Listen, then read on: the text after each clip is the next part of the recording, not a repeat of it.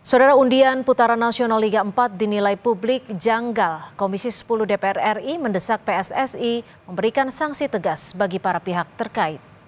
Wakil Ketua Komisi 10 DPR RI Lalu Hadrian Irfani kecewa dengan kejanggalan dalam undian putaran nasional Liga 4. Selain undian diulang, Komisi 10 DPR RI mendorong PSSI memberikan sanksi tegas, antara lain untuk Ketua Panitia Liga 4 untuk memberikan efek jerah, terutama di tengah visi perbaikan sepak bola tanah air.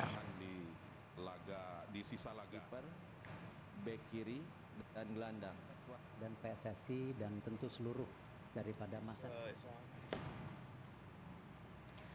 Saudara, video undian putaran nasional Liga 4 sempat disiarkan langsung PSSI TV di kanal YouTube-nya. Namun akhirnya di take down alias dihapus.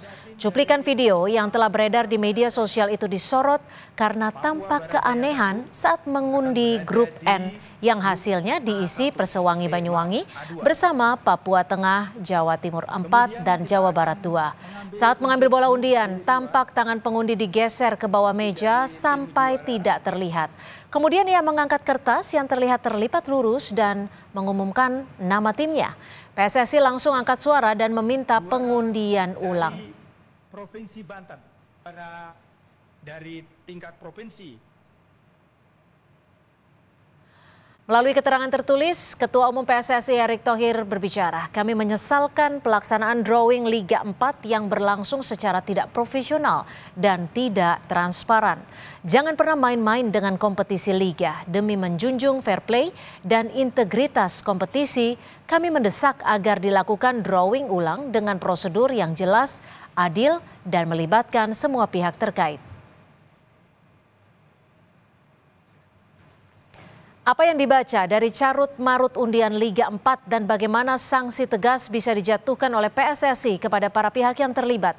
Kita akan bahas bersama Lalu Hadrian Irfani, Wakil Ketua Komisi 10 DPR RI fraksi PKB dan pengamat sepak bola yang juga jurnalis olahraga, Mas Firzi Idris. Mas Firzi, Pak Lalu, terima kasih sudah bergabung bersama kami di Kompas Petang. Saya ke Pak Lalu dulu. Pak Lalu, kalau Anda melihatnya ini sudah mendapat klarifikasi soal ini dari PSSI?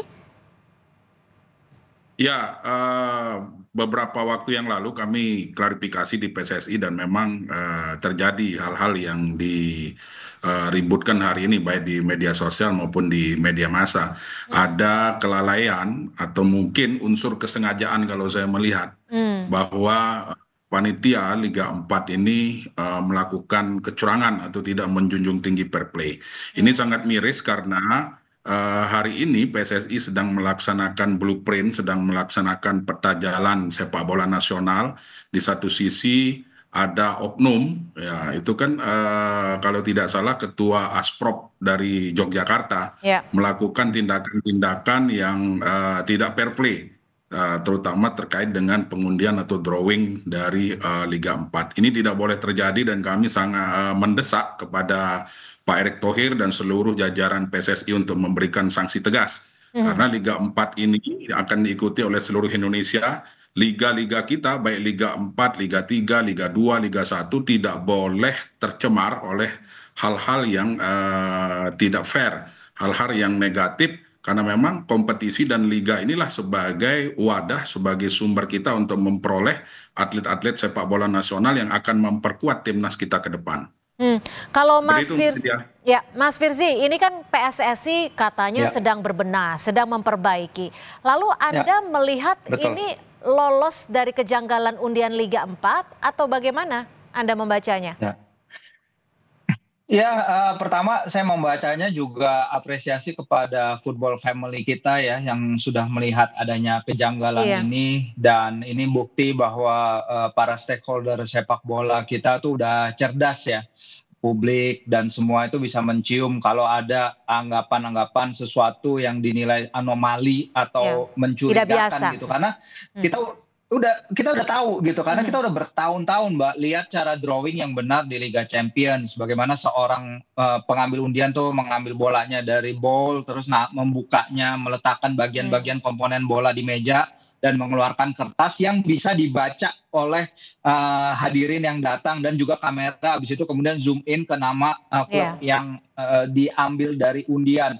Nah, disinilah kita bisa lihat bahwa ya publik nih udah pintar sekarang kalau ditayangin seperti itu, dan ada oknum-oknum seperti Pak Lalu bilang yang berharap bahwa ini bisa lepas dari perhatian para stakeholder. Kayaknya sekarang udah tidak bisa lagi seperti itu, karena hal-hal kayak gini udah sangat diperhatikan sekali sepak bola kita, terutama ya itu tadi dengan motornya timnas kita dari top down, kita membangun sepak bola Indonesia semua komponen untuk ke arah yang lebih baik. Jadi jangan lagi bermain-main seperti ini, seperti yang Pak Erik bilang, jangan bermain dengan kompetisi Liga 1 dan harus semua berlangsung secara profesional dan juga transparan.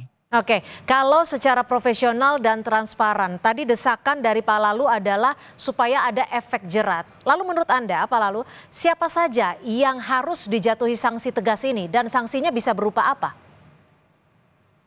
Ya, tentunya kan yang sebagai panitia Liga 4 untuk tingkat nasional ini, tadi termasuk yang Ketua Asprop Yogyakarta beserta seluruh jajaran yang terlibat.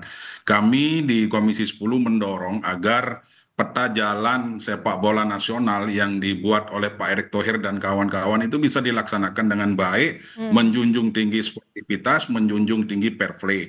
Kalau terjadi hal-hal seperti ini atau masih ada oknum-oknum di dalam wadah PSSI itu yang melakukan hal-hal kecurangan seperti ini, ya saya meminta dan teman-teman di Komisi 10 juga meminta agar ini dibersihkan. Jangan sampai ini menjadi kerikil-kerikil yang mengganggu pelaksanaan dari blueprint PSSI yang sudah ditetapkan.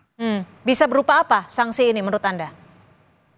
Ya, bisa berupa sanksi pemecatan, kemudian bisa berupa tidak dilibatkan ke dalam kompetisi atau liga apapun yang digelar oleh PSSI, Mbak Cynthia.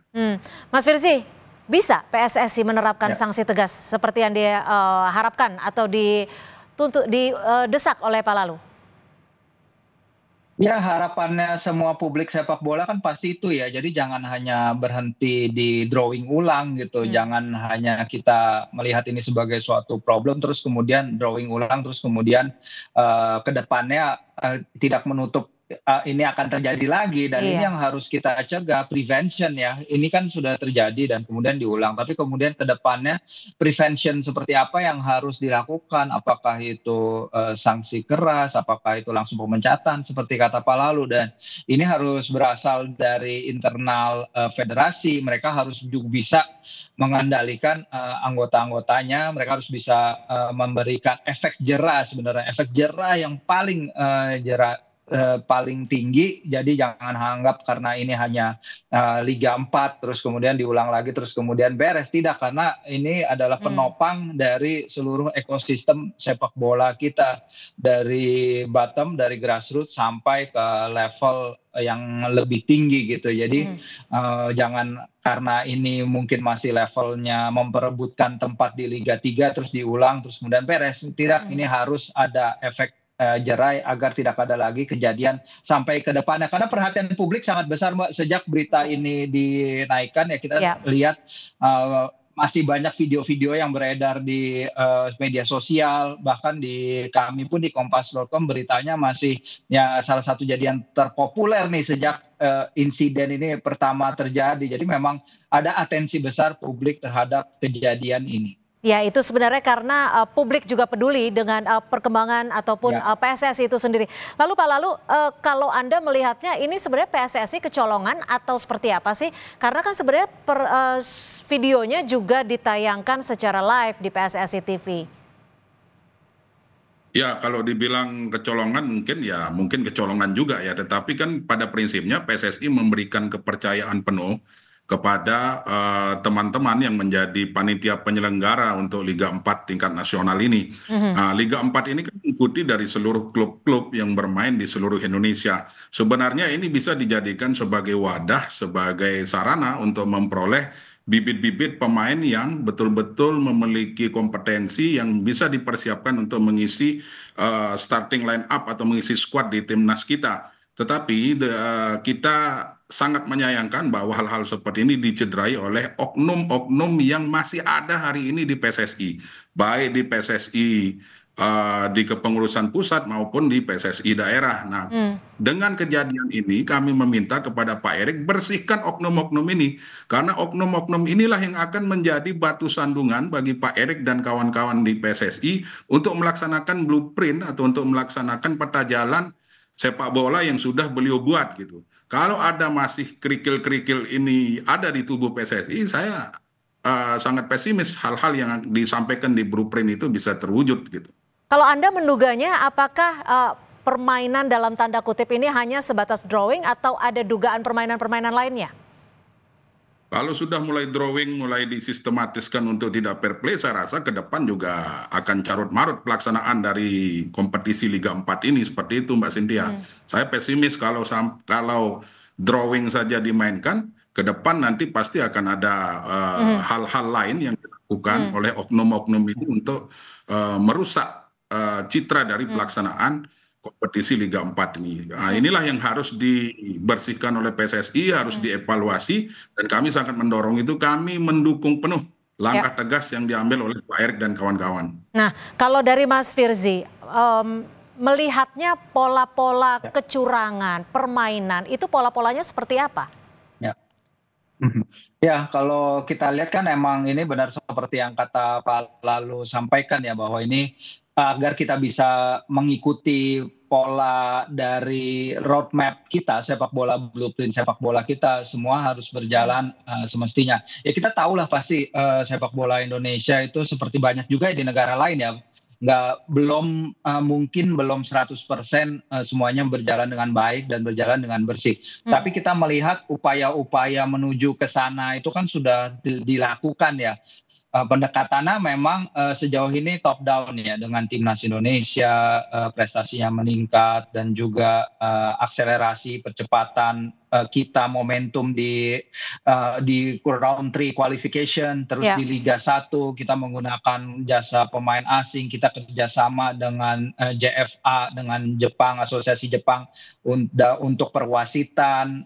Ini hal-hal seperti ini kan sudah dilakukan di atas, tapi memang kalau kita lihat kan Pak Erik dan jajarannya kan mulai bekerja dari Februari 2023 ya, artinya ini memasuki tahun kedua. Jadi memang ini masih jadi bagian dari proses benah-benah sepak bola Indonesia, karena nggak mungkin segalanya langsung jebret, langsung bisa diselesaikan hanya dalam waktu setahun 2 tahun, karena kita tahu permasalahan sepak bola Indonesia sangat masif sejak kembali. Tidak sedikit, benar. Kalau lihat perjalanan sepak bola Indonesia dalam 10 tahun terakhir, pembekuan PSSI, terus ada pandemi, terus ada tragedi Kanjuruhan yang sangat disayangkan, ini akan memerlukan waktu sebenarnya, Mbak. Baik, jadi intinya pembenahannya juga harus dilakukan secara total. Jika ada pihak-pihak ataupun oknum-oknum yang ingin merusak PSSI, memang harus dibenahi.